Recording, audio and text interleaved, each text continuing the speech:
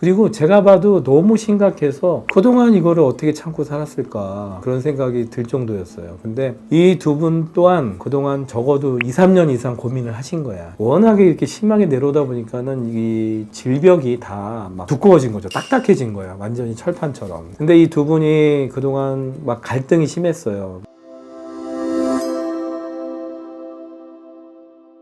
안녕하세요. 산뜨대의사 원영석입니다. 자, 오늘은 자궁탈을 수술하시는 환자분들에 대한 어떤 후기에 대한 얘기예요. 물론 직접 이제 환자분들이 영상을 찍는 경우도 있고 이번에도 찍었는데 제가 이거를 따로 언급하는 이유는 자궁탈에 대한 영상을 보시면서 되게 주저하시고 고민을 많이 하시는 분들이 이제 많더라는 거죠. 그분들의 예를 들어가지고 좀 설명을 드릴까 합니다.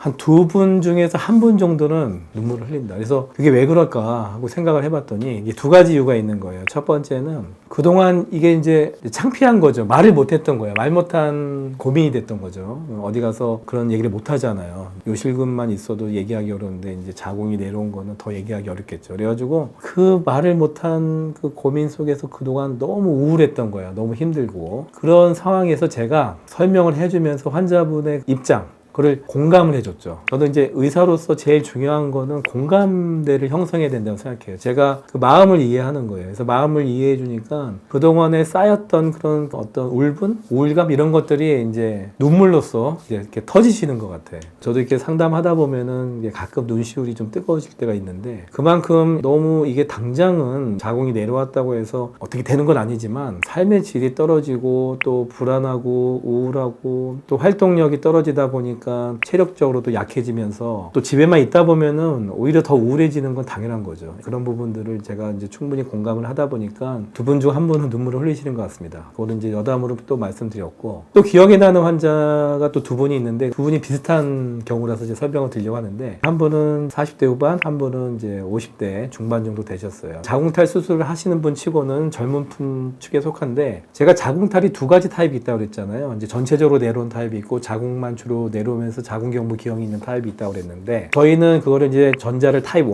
후자를 타입 2라고 부르거든요. 근데 대부분은 타입 1이에요. 타입 2는 젊은 분들한테 많은데 이 두 분은 타입 2가 아니었어. 다 내려왔어요. 두 분 다. 그리고 제가 봐도 너무 심각해서 그동안 이거를 어떻게 참고 살았을까 그런 생각이 들 정도였어요. 근데 이 두 분 또한 그동안 적어도 2, 3년 이상 고민을 하신 거야. 워낙에 이렇게 심하게 내려오다 보니까는 이 질벽이 다 막 두꺼워진 거죠. 딱딱해진 거야. 완전히 철판처럼. 근데 이 두 분이 그동안 막 갈등이 심했어요. 수술을 정말 이렇게 심하게 튀어나왔는데 가능할까? 그리고 후유증이 없을까? 정말 이 드링코어라는 걸로 이게 해결이 될까? 막 고민을 많이 하셨는데 그 두 분 다 결국은 고민 끝에 저희 병원에서 이제 수술을 하기로 결정을 했어요. 잘 보면은 이제 주변의 가족들이나 이런 분들이 말리시는 경우도 있고 특히 이제 의료계에 종사하시는 분들이 이렇게 두 개로 나뉘어. 우리 병원에서 이제 수술해야 된다고 생각하시는 분도 있지만 오히려 또 의료계에 있다 보니까 이렇게 큰 병원을 선호하시는 분들도 이제 종종 있거든요. 어쨌든 두 분 다 진짜 오랫동안 시간을 끄셨고 고민을 많이 하시고 결정을 했는데 두 분의 공통점이 또 하나가 뭐냐? 수술을 하고 나서 이분들이 얼굴이 너무 밝아진 거예요. 막 웃으면서 오세요. 막 저한테 그 전에는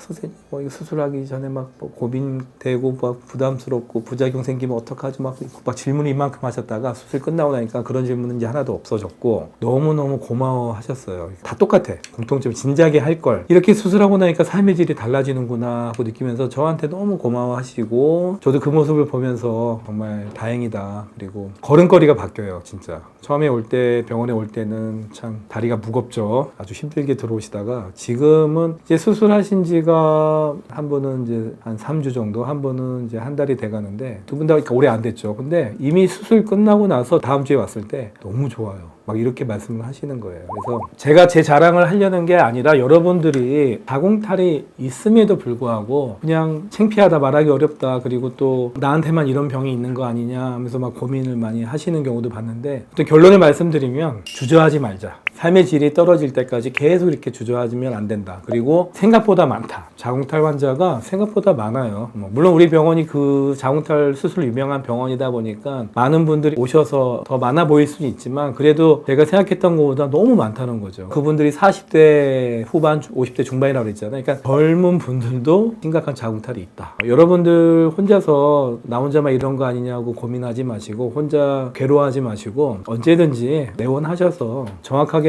진단을 받고 그리고 상담 받으신 후에 수술만 하시면 정말 이거는 그 전과 후가 너무 대비가 돼요. 제가 이 자궁탈 수술을 연구하게 된 계기이기도 해요.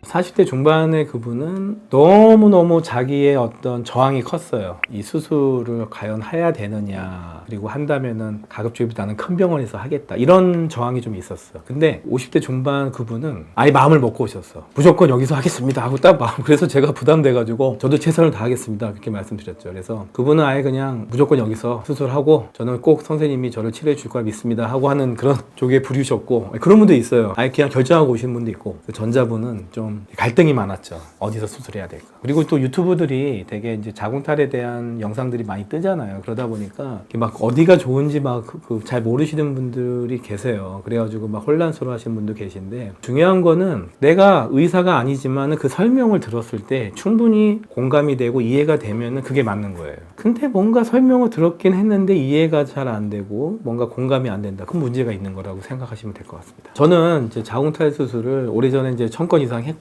그분들의 마음을 너무너무 이해해요. 환자분들마다 다 다양하고 그 상태가. 그리고 저는 그 환자분의 상태에 따라서 맞춤형으로 수술을 하는데 항상 중요한 거는 저는 사명감을 갖고 그분들에게 삶의 질을 바꿔놓을 수 있는 그런 수술을 하고 있기 때문에 항상 겸손하게 그리고 최선을 다해서 수술을 하는 의사가 되겠다 하고 항상 마음을 먹고 있고요. 그리고 저희 병원에 어렵게 발걸음해 주신 분들, 특히 대부분 다 멀리서 오세요. 기차 타고 버스 타고 오시는데 32시간 걸려서 아르헨티나에서 오신 분도 계시고 그래서 다 멀리서 오시는데, 그런 분들이 이 병원에 오기까지는 얼마나 많은 고민과, 그러니까 병원 문턱 넘기 힘들다고 하잖아요. 많은 고민과 그리고 많은 시간을 참 공들여서 왔을까라고 생각을 하기 때문에 더더욱 그분들에게 도와줄 수 있는 거는 최선을 다해서 잘 상담해 드리고 최선을 다해서 수술을 잘 해서 그분들이 걸음걸이가 가벼워지고 얼굴이 밝아지는 모습을 보는 것이 저의 가장 큰 보람이라고 생각을 합니다.